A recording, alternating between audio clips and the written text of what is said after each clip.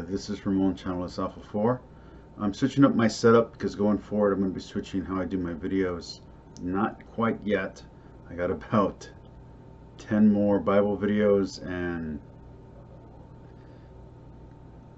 crap, I hope only 10 more response videos to Gar, and to Mike Winger. Although the Mike Winger one might take a little bit longer, but whatever. Anyway, hopefully I can upload this without having to edit anything. But I want to do a quick response to why a literary and philosophical approach to the Bible. So on August the 18th, 2017, after doing a discussion of working days, which got about 900 views on a channel that had less than 100 subscribers at that time, I decided to do a series on the Bible. And to announce this, I attempted to film, and to announce this attempt, I filmed a video called What Do I Believe? As of today, October 11th, 2020, I have 10 episodes left of pure Bible discussion. Then after I finish 2 parallel series replying to Germania and to Mike Winger, I will relaunch this channel with a new name and with a new central topic of discussion. So the question is, why do a series on the Bible at all? I took 3 years out of my life to do a literary analysis and discuss philosophical accounting of biblical text, when I could have just done apologetics or theology on my channel and gotten much more views. Or I could have taken the other approach, gone with a skeptical and critical eye for the Bible, as I did with the Quran. After all, my series on the Quran was generating 2,000 views at minimum per episode.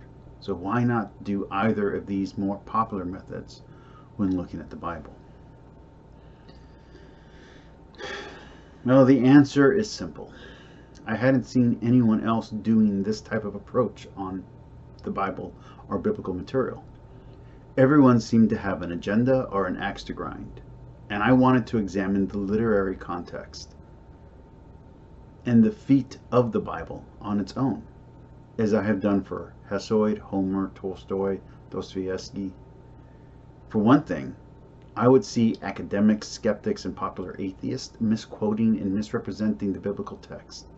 For another, I would see Protestants and evangelical apologists read in, add to, and subtract much of the literal text many times to promote their supposed literal interpretation, which meant that they were taking passages, sentences, chapters completely out of context, or they would take these same pieces, splice them up, put them back together, placing unrelated sentences from different books and different authors written at different times, and create all new passages with their own unique meaning and message that was nowhere to be found in the text itself.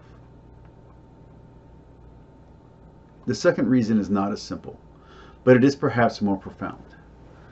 I wanted to express and share my admiration for the compilation that this feat of human work was. Yes, inspired, yes, true, but still work done by human hands. It was, and the composition itself is an accomplishment. Let me expound on this. The Old Testament canon was closed or officially canonized by Hebrew rabbis. It wasn't closed until about 200 AD. While the first public reading of any organized collection of sacred text of the Bible, or of what we call the Bible today, was way back in 444 BC, when only 5 books were recognized as being divinely inspired. And of those, some of the books mentioned in them were and are permanently lost, such as the Chronicles of the Kings or the Book of Wars. And yet, almost every book makes some kind of reference or builds on a theme from another book in the Bible as we know it today. For instance, Ptolemy was the first to compile and translate a complete-ish version of the Bible from ancient Hebrew into Greek. This Septuagint was the version of the Bible the apostles and early Christians quoted from. A version unique from the Hebrew scrolls, which were varied and stored in incomplete collections, usually by private owners or in temples or monarchical libraries. The text had been lost and scattered with each invasion, sacking, or destruction of the temple. And the Jewish people were also scattered and lost. In fact, of the 12 tribes, only the one that we now call Jewish remained. And Christianity has its own unique transmissions of the oral accountings about Jesus. And those became the Gospels. But those only after the epistles had been recorded and recited in underground and home churches. This is not like Herodias, who did similar work by simply visiting the different pagan temples and hero memorials throughout the Mediterranean to tell and string together a single tale, a tale that we call history.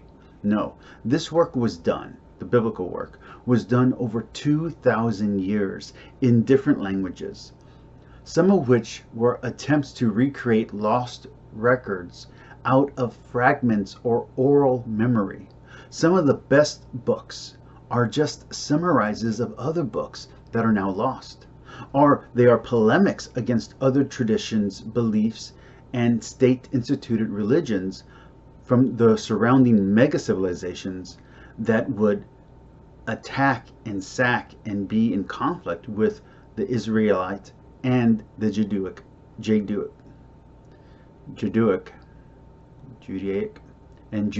people. The pinnacle for me, and for many Christians, is how the New Testament then subverts and inverts this work of cultural exclusion and differentiation into an inclusive message of universal forgiveness and brotherhood.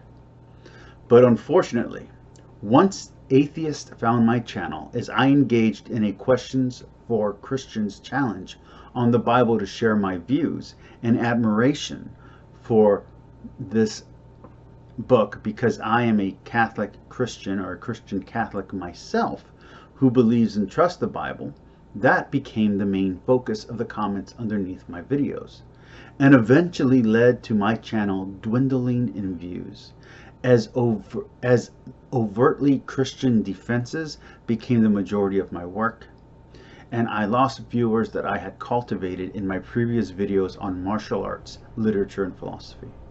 And while I have more videos to do on this topic,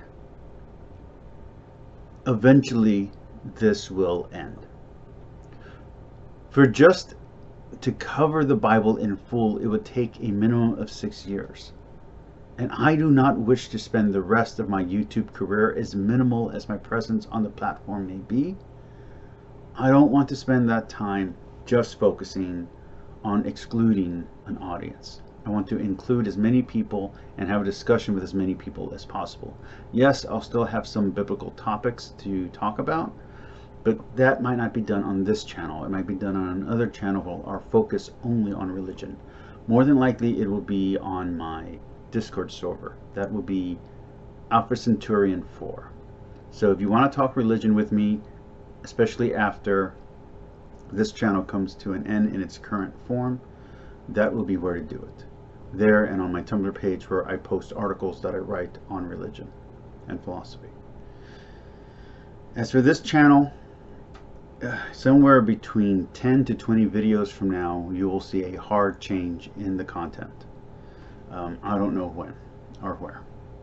But when I finish with the Mike Winger and Garmania series, and I finish my 10 episode completion of the Bible, I will then refocus my channel on its original content, and I might even add some martial arts back in. Peace, like, and subscribe. Talk to you all later.